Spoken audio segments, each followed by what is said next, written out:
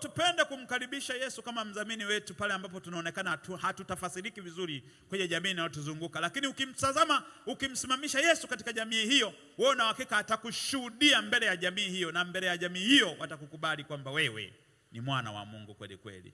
Wewe ni jemedari wa Bwana. Wewe ni askari mzuri wa Yesu. Wewe ni mwimbaji mzuri wa Yesu. Maadamu tumetambua nafasi ya Yesu kama mdhamini katikati ya maisha yako, wewe na hakika Yesu atakushuhudia mbele ya jamii inayokuzunguka, kama vile Ayubu alivyoweza kushuhudiwa mbele za Bwana, mbele ya mashahidi, mbele ya marafiki zake waliokuwa wakimtuhumu kwamba Ayubu amemtenda Mungu dhambi. Wewe na hakika Mungu atakushuhudia katikati ya maisha yako. Kama utafuta kazi, umekosa kazi, tarajia Mungu atakuwa mdhamini wako na atakushuhudia kwamba unafaa kupata kazi.